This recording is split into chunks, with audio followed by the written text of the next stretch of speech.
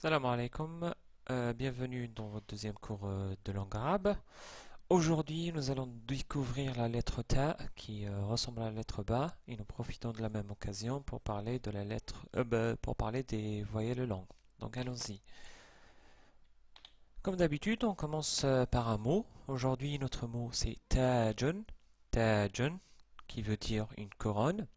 Donc vous remarquez bien que le premier son que vous entendez c'est Ta.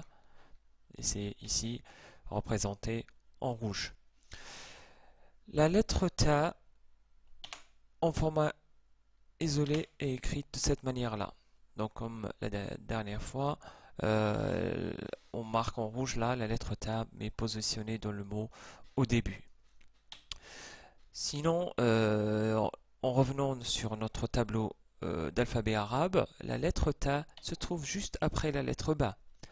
Donc vous remarquez bien que la lettre Ta ressemble à la lettre Ba, sauf en ce qui concerne les points. La lettre Ta elle a deux points au-dessus, alors que la lettre Ba elle a un seul point au-dessous. La lettre Ta est exactement équivalente à la lettre T en français. Donc c'est le même son qui sort, donc normalement vous n'avez aucun problème pour la prononcer. Voyons maintenant les formes d'écriture de la lettre Ta. En format isolé, s'écrit de cette manière-là, on l'a déjà vu. Au début, on la laisse la lettre ouverte à gauche pour attacher les lettres suivantes, comme dans le mot tamron, qui veut dire des dates. Au milieu, la lettre Ta est ouverte à gauche et il y a un trait attaché à la lettre avant la lettre Ta pour rattacher les lettres précédentes, comme dans le mot kutubun, qui veut dire des livres. Enfin, la lettre Ta est fermée à gauche, mais il y a un trait attaché à la lettre avant pour attacher les lettres précédentes, comme dans le mot baytun, qui veut dire, on l'a déjà vu, maison. Maintenant, voyons les voyelles longues. J'ai prononcé tout à l'heure tajun et non pas tajun. En fait, ici on parle de voyelles longues. Donc, vous vous rappelez bien que la petite barre là, c'est la fatha. Donc, on prononce la lettre Ta, mais en ajoutant une voyelle longue ici, Aleph, et qui est marquée par la flèche verte, le son devient plus long. Donc, ça nous donne Ta, Ta. Voyons cela un peu plus en détail. Vous vous rappelez que nous avons vu la fatha avec la lettre Ba. Ici, ça nous donne Ta. Avec la Damma, ça nous donne Tu. Avec la Kasra, ça nous donne Ti. Si on rajoute la voyelle longue Aleph, ça nous donne, comme nous avons dit, Ta, comme dans le mot Tajun. La deuxième voyelle longue arabe, donc c'est Waw, donc Tu plus Waw, ça nous donne Tu, comme dans le mot Tutun. Enfin, la voyelle longue Ya, ça nous donne le son Ti, donc Ti prolongé, Ti, comme dans Beiti. Beiti, pour votre connaissance, veut dire ma maison. On a déjà vu mon Beitun, qui veut dire une maison. Beiti veut dire ma maison. Faisons un petit exercice pour maîtriser cet aspect. Je vais vous donner quelques mots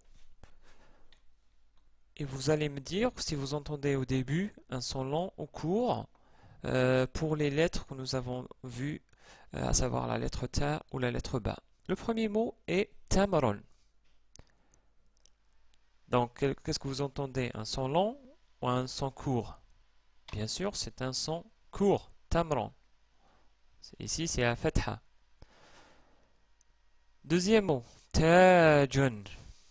C'est facile, c'est une voyelle longue. Troisième mot, Babun. Babun.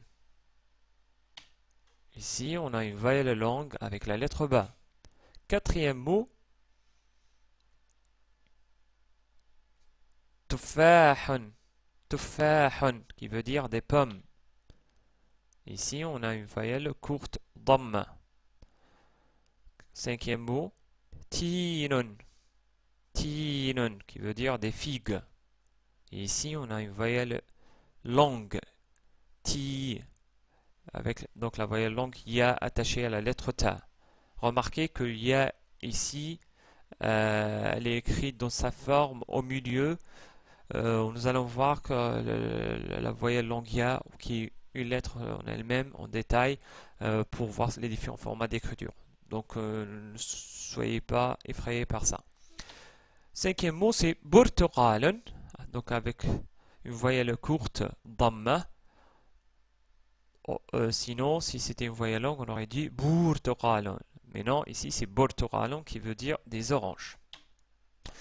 Enfin, voyons pour l'exercice d'écriture, et pour cela je vais utiliser comme d'habitude mon logiciel et ma souris, bien que c'est pénible.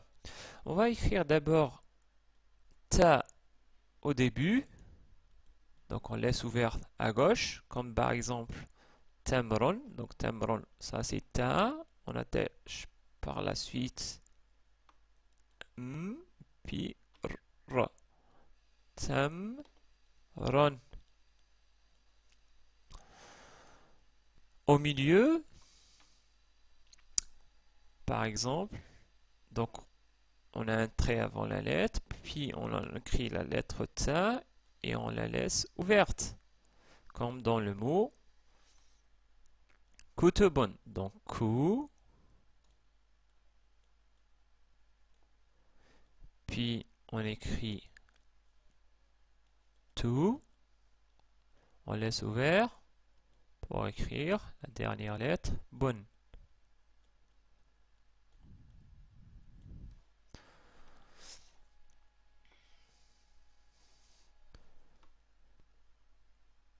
Et ta à la fin, donc comme par exemple dans baytun, donc ba, i, donc ba, i, on prolonge le trait pour attacher la ta à la fin et ça nous donne baytun. En ce qui concerne les voyelles longues, donc ta, ça s'écrit de cette manière, ta, comme dans tajun.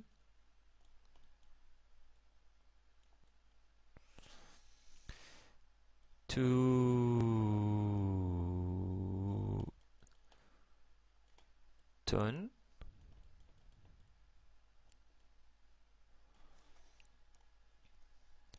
Enfin, on va écrire baiti. Donc, bay, bay, ti.